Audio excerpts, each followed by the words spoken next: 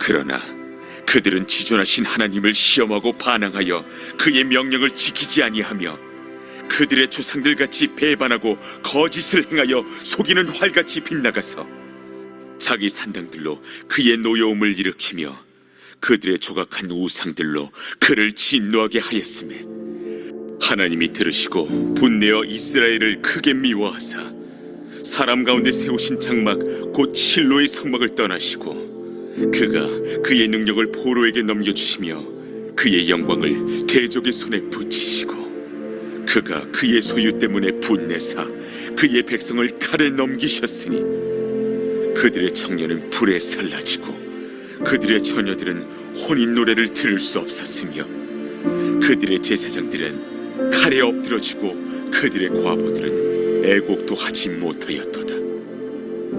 그때에 주께서 잠에서 깨어난 것처럼 포도주를 마시고 고함치는 용사처럼 일어나사 그의 대적들을 쳐 물리쳐서 영원히 그들에게 욕되게 하셨도다. 또 요셉의 장막을 버리시며 에브라임 지파를 택하지 아니하시고 오직 유다 지파와 그가 사랑하시는 시온산을 택하시며 그의 성소를 산의 높음같이 영원히 두신 땅같이 지으셨도다. 또 그의 종 다윗을 택하시되 양의 우리에서 취하시며 전 양을 지키는 중에서 그들을 이끌어내사 그의 백성인 야곱 그의 소유인 이스라엘을 기르게 하셨더니 이에 그가 그들을 자기 마음의 완전함으로 기르고 그의 손의 능숙함으로 그들을 지도하였도다.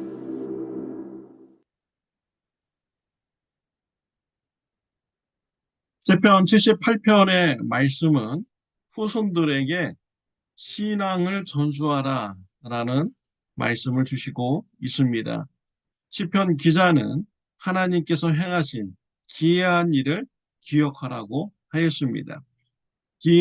하나님의 행하신 기이한 일을 기억함으로 후손들에게 신앙 전수를 하라고 한 것입니다. 우리는 지난주에 광야에서 하나님께서 이스라엘 백성들에게 행하신 기이한 일에 대해서 말씀을 나누었습니다. 광야에서 하나님께서는 여러 가지 기이한 일을 많이 하셨죠. 가장 기이한 일은요, 하나님의 사랑입니다. 하나님의 은혜입니다. 배은망덕한 이스라엘 백성들을 버리지 아니하시고 사랑을 베푸시는 하나님이셨습니다. 하나님의 사랑이야말로 가장 기이한 이적인 것이죠. 이러한 하나님의 사랑을 기억하고 후손들에게 알리라고 했습니다. 그리고 신앙을 전수하라고 말씀하고 있습니다. 오늘도 동일한 메시지를 주시고 있습니다. 하나님의 기이한 일을 기억하게 하고 또 선하고 있습니다. 오늘 본문 말씀의 배경은 가나안 땅에서 살아가는 이스라엘 백성들입니다. 다윗 왕 이전의 이스라엘 백성들의 그런 모습인 것입니다. 타사 시대의 배경이라고 말할 수가 있습니다. 가나안 땅에 들어와서 이스라엘 백성들은 정착하여서 살게 되었습니다. 광야에서 사는 것하고 가나안 땅에서 사는 것하고 얼마나 차이가 많습니까? 가나안 땅에 정착해서 사는 삶이 얼마나 풍요롭고 안정된 이러한 삶입니까? 광야에서는 떠돌아다녀야 됩니다. 텐트에서 자야 됩니다. 외세의 외침이 있는 것이죠. 그러나 가나안 땅에서는요, 정착하여서 살아갑니다. 자녀들을 안정되게 동서적으로 키울 수 있는 정착된 생활을 할 수가 있는 것이죠. 그리고 집에서 이제 삶을 살아가게 되는 것이죠. 더 이상 이제 텐트에서 살 필요가 없습니다. 농사도 짓고 가축도 기르면서 안정된 생활을 하게 되는 것입니다. 풍요로운 삶을 살아가는 가나안 땅의 삶, 이스라엘 백성들은 더욱더 하나님께 충성하고 하나님을 잘 섬겨야 되는 것입니다. 그런데 가나안 땅에서 정착하는 이스라엘 백성들은 하나님을 배신하였습니다. 57절 말씀에 보면은 그들의 조상들 같이 배반하고 거짓을 행하여 속이는 활같이 빗나가서라고 했습니다. 하나님을 배반하였습니다. 거짓을 행하는 삶을 살았습니다. 속이는 활같이 삶을 살았습니다. 하나님을 배반하는 삶, 또 거짓을 행하는 삶, 어떤 삶입니까?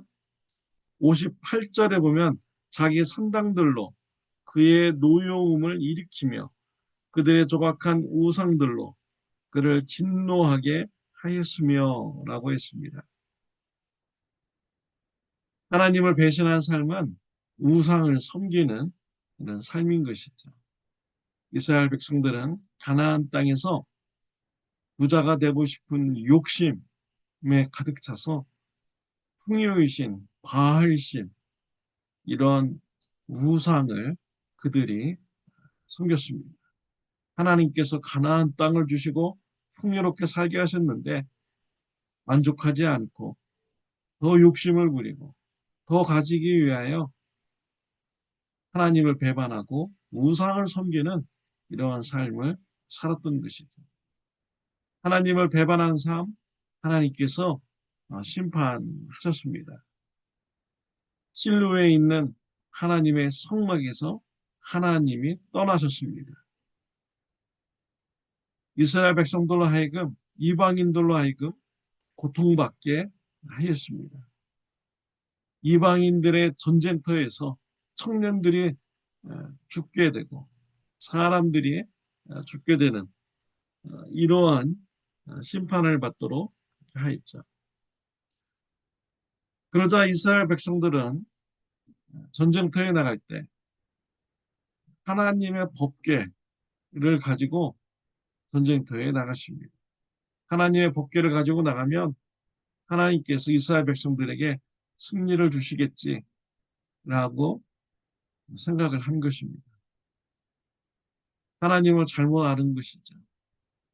법궤를 앞세운다고 해서 하나님께서 승리를 주시는 분입니까? 아닙니다. 그들의 삶을 회개하지 않는 이상, 하나님 앞에 바로 서지 않는 이상, 아무리 법궤를 앞세운다고 할지라도 하나님께서 함께 하시지 않는 것이죠. 하나님께서 법궤로 하여금 역사하여 주시지 않았습니다. 블레셋이 전쟁에서 승리하게 되었고요. 법궤를 맨 제사장들은 죽게 되었습니다. 법궤는 뺏기게 되었습니다.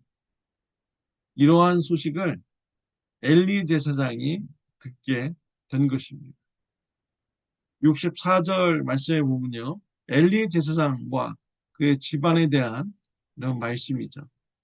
그들의 제사장들은 칼에 엎드러지고 그들의 과부들은 애곡도 하지 못하였도다 라고 했습니다. 엘리의 제사장의 아들들은 법궤를 메고 전쟁터에 나갔다가 다 죽게 되고 법궤도 뺏기게 되었습니다. 이 소식을 들은 엘리 제사장은 충격을 받아서 그 자리에서 쓰러져 죽게 되었습니다.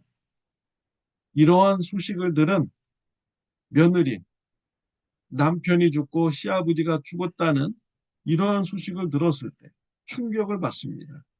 그리고 갑자기 해산하게 됩니다. 아기를 낳게 되고요. 아기를 낳은 이 며느리는 죽게 되었습니다. 남편이 전쟁터에서 죽었는데 애통할 시간도 없이 그 며느리는 죽게 되었죠. 그래서 제사장들이 칼에 엎드려져 죽게 되었고 과부들은 애곡도 하지 못하였도다 라는 이런 말씀이 기록이 된 것입니다. 하나님의 큰 심판이 이스라엘 백성들에게 임하게 된 것이죠. 슬픔을 애곡도 못할 정도로 하나님께서 심판을 하신 것입니다. 근데 하나님께서요, 이런 이스라엘 백성들을 포기하지 않았습니다. 하나님께서 또 은혜를 베풀어 주십니다.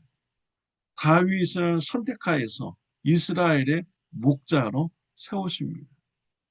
다윗의 목자가 양을 잘 양육하듯이 이스라엘 백성들을 잘 돌봅니다. 그래서 왕성한 나라가 되도록 하나님께서는 은혜를 베풀어 주셨습니다. 하나님께서 왜 다윗을 선택하여서 이스라엘의 목자로 세우셨습니까? 그 이유가 72절에 나오죠. 이에 그가 그들을 이에 그가 그들을 자기의 마음의 완전함으로 기르고 그의 손에 능숙함으로 그들을 지도하였도다. 그의 손에 능숙함, 이것은 분별력, 판단력을 말하는 것입니다. 그리고 다윗의 마음이 완전하였다라고 말씀하고 있어요. 하나님께서 다윗을 선택한 것은 다윗의 마음이 온전하였기 때문입니다. 다윗은요, 목자로서의 삶을 사는 적이 있습니다. 다윗은 양들을 지켰습니다. 근데 양들을 정말 사랑해서 지켰어요.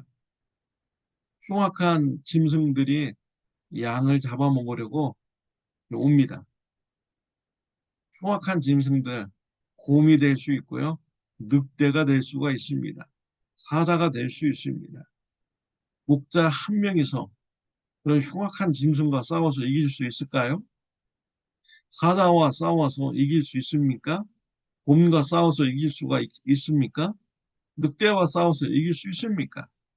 신체적인 이런 육체적인 이런 기능을 보면 흉악한 짐승들이 훨씬 더 탁월하죠. 훨씬 더 세고 빠릅니다. 어떻게 이겨요? 그러니까 목자가 할 일은 양 한 마리를 희생하는 것뿐입니다. 그래야 자기 목숨도 보존하게 되고 가는 양들도 손해를 막을 수가 있는 것이죠. 그런데 이 다윗은 그렇지가 않았습니다. 흉악한 짐승이 와서 양들을 잡아먹으려고 할 때 그 흉악한 짐승과 맞서서 싸웠습니다. 곰과 싸웠고 사자와 싸웠습니다. 이것은 자기의 목숨을 내놓는 것입니다. 다윗은 자신의 목숨을 내놓고 양을 보호하였습니다.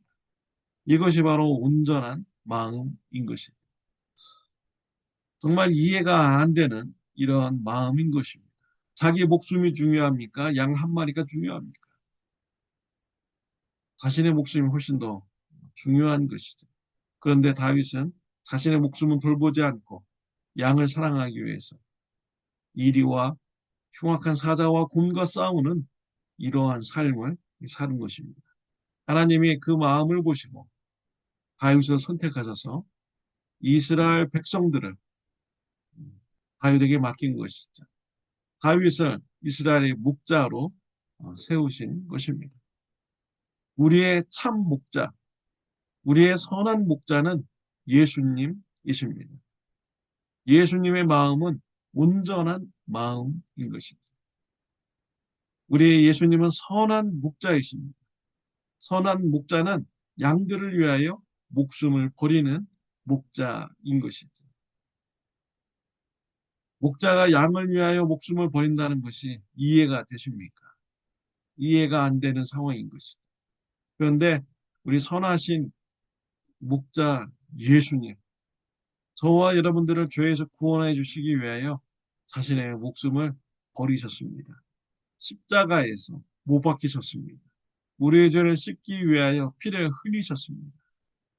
내가 죽어야 될 자리에 예수님이 대신 죽으셨습니다. 예수님의 피로 말미암아 저와 여러분의 죄가 용서함 받게 되었습니다. 죄에서 구원받는 자가 되었습니다. 예수님의 온전하신 마음입니다. 우리는 예수님의 온전한 마음을 우리가 기억해야 합니다. 그리고 예수님의 온전한 마음을 우리가 후손들에게 알려주어야 됩니다. 후손들이 예수님을 영접하고 신앙생활을 할 수 있도록 우리가 신앙을 전수해야 됩니다. 하나님의 기이한 이적, 예수 그리스도를 이 땅에 보내주신 것이죠. 예수 그리스도가 하나님의 기이한 이적인 것입니다. 예수님의 온전한 마음을 우리가 기억하고 후손들에게 전하시기를 바랍니다. 예수님을 믿는 신앙을 자녀들에게 전하는 저와 여러분들이 되시기를 바랍니다. 후손들이 예수님을 믿지 않게 되는 것, 개인적인 일로 끝나는 것이 아닙니다. 개인적으로 큰 실수를 한 것이죠. 왜 그러냐면 죄사함 받지 못하고 지옥에 가기 때문인 것입니다. 그런데 개인적인 일로만 끝나는 것이 아닙니다. 예수님을 믿지 않는 민족, 그 민족은 불행한 민족입니다. 하나님을 또 축복받지 못하는 민족입니다.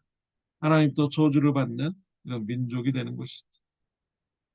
그래서 후손들이 예수님을 믿지 않는 것은 공동체의 큰 실패인 것입니다. 우리 교회는 후손들이 예수님을 믿고 신앙생활할 수 있도록 하나님의 기이한 일을 전해야 되는 것입니다. 여러분의 가족들에게, 후손들에게 하나님의 기이한 일을 전함으로 신앙을 전수하는 축복이 있으시길 바랍니다. 예수님의 축복이 임한 가정, 예수님의 축복이 임한 교회, 예수님의 축복이 임한 나라와 민족이 되도록 힘써 주시기를 바랍니다. 기도드리겠습니다. 하나님 아버지 감사합니다. 하나님의 기이한 일을 자녀들에게, 후손들에게 전하는 자가 되게 하여 주옵소서. 예수 믿고 축복받는 자녀와 교회와 민족이 되도록 하나님의 기이한 일을 전하는 자가 되게 하여 주옵소서. 예수님의 이름으로 기도드렸습니다. 아멘. 좋은 하루 되시기를 바랍니다.